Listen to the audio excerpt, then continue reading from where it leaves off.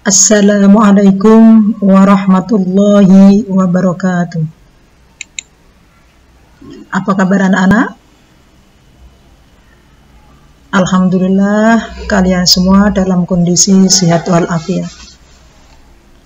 Anak-anak, walaupun saat ini sedang dalam kondisi pandemi COVID dan pembelajaran tidak bisa dilakukan tatap muka secara langsung, hanya lewat jaringan, namun harapan saya mudah-mudahan tidak mengurangi semangat dan minat kalian dalam mengikuti proses pembelajaran. Nah, untuk mengawali pembelajaran pagi ini, marilah kita buka dengan bacaan basmalah bersama-sama. Bismillahirrahmanirrahim. Anak-anakku kelas 7, pada saat ini kita akan belajar materi SKI pada bab 1, yaitu kearifan Nabi Muhammad SAW dalam mewujudkan kedamaian pada pokok bahasan kondisi masyarakat Mekah sebelum Islam.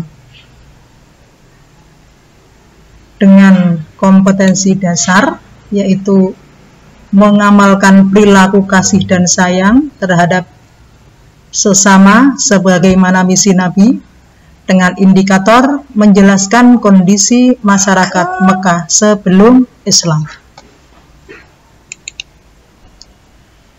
Sebelum mengawali pembelajaran atau materi tersebut, berikut ini ada gambar ilustrasi tentang kondisi masyarakat Mekah sebelum Islam. Amati gambar berikut ini. Untuk memperluas wawasan tentang kondisi masyarakat Mekah sebelum Islam, dapat dilihat dari 4 aspek, yaitu kondisi kepercayaan masyarakat Mekah sebelum Islam, kondisi sosial masyarakat Mekah sebelum Islam, kondisi ekonomi masyarakat Mekah sebelum Islam, kondisi politik masyarakat Mekah sebelum Islam.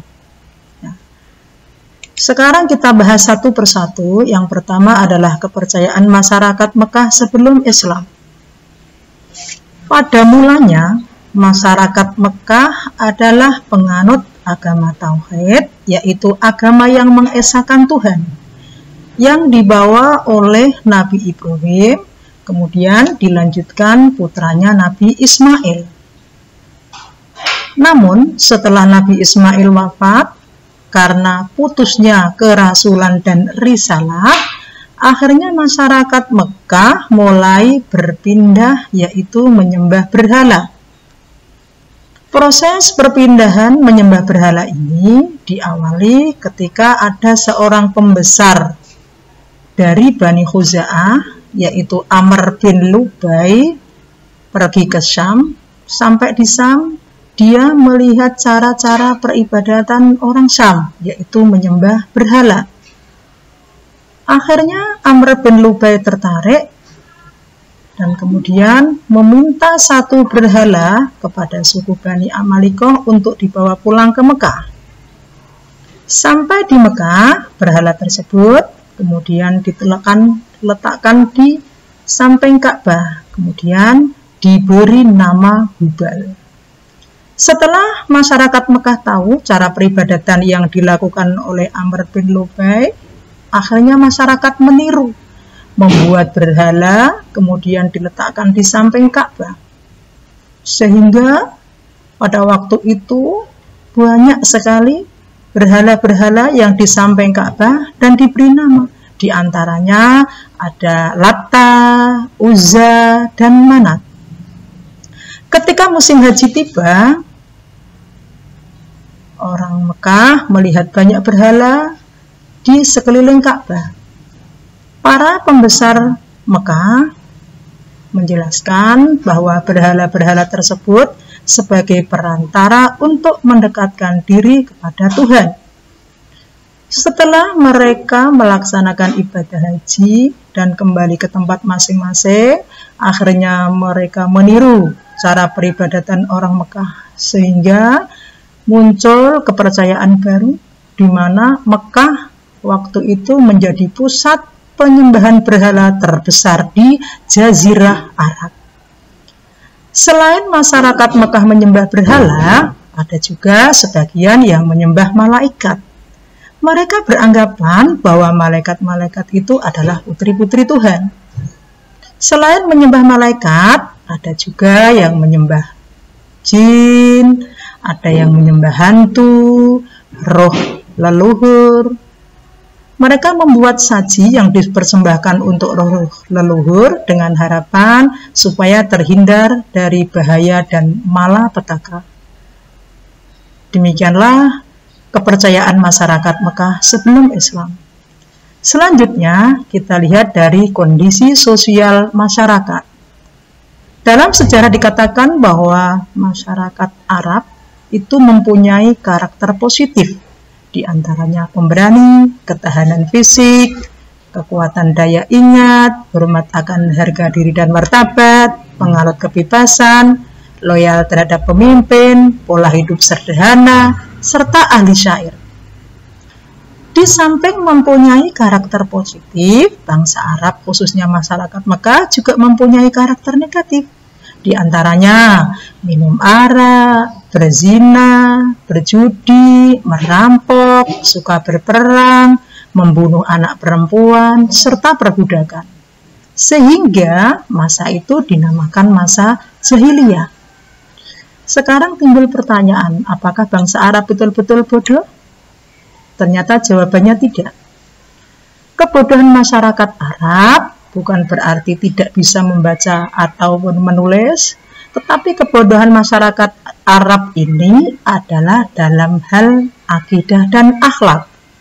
Dalam hal akidah, mereka menyembah berhala, menyembah selain Allah. Di dalam hal akhlak, perilaku mereka yang dilakukan adalah minum arak, judi, zina, dan lain-lain, sehingga tidak sesuai dengan ajaran agama Tauhid. Selanjutnya, kita lihat pada kondisi ekonomi. Ini ada hubungannya dengan mata pencaharian.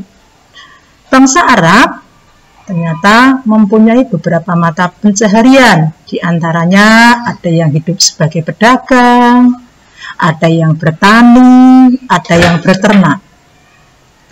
Mereka yang hidup sebagai pedagang adalah suku Quraisy di Mekah. Mereka adalah pemegang perniagaan di Jazirah Arab.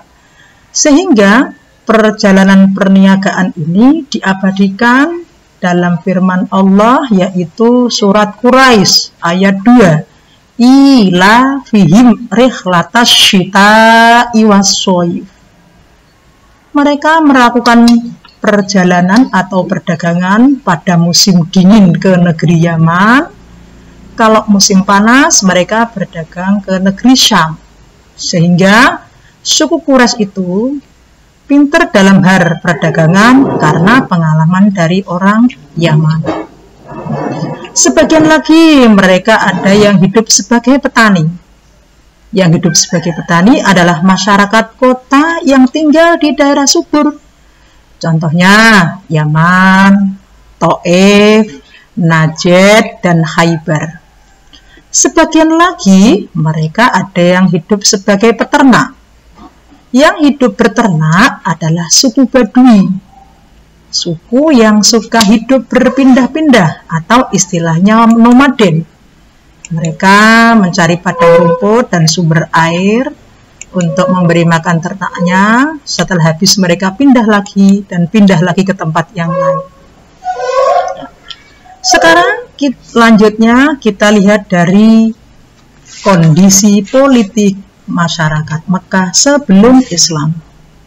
Sebelum Islam ada 3 kekuatan politik besar yang mempengaruhi politik Arab. Yang pertama, Kekaisaran Nasrani Bizantium, Kekaisaran Persia yang memeluk agama Zoroaster, serta dinasti Himyar yang berkuasa di Arab bagian selatan. Namun, secara politik, Jazirah Arab dipengaruhi oleh 2 hal. Yang pertama, interaksi dunia Arab dengan Kekaisaran Bizantium dan Persia. Yang kedua, persaingan antar Yahudi atau antar suku Yahudi, Nasrani, dan Zoroaster. Perlu diketahui bahwa bangsa Arab itu hidupnya suka bersuku-suku atau berkelompok. Mereka lebih mengunggulkan sukunya. Suku yang kuat itulah yang menang. Sehingga untuk memperkuat sukunya, dia selalu mengadakan peperangan. Perang saudara yang berkelanjutan. Di antaranya ada perang Fijar, ada perang saudara antara suku Quraisy dengan suku Kinana, suku Kinana dengan suku Hawazin, suku Quraisy dengan Hawazin, begitu seterusnya. Demikianlah kondisi masyarakat Mekah sebelum Islam. Namun, sebelum materi ini saya tutup, ada beberapa tugas buat kalian. Di sini ada beberapa pertanyaan yang harus dijawab. Untuk jawaban dari pertanyaan ini, silakan ditulis pada buku tugas, kemudian difoto, kirim lewat WA saya.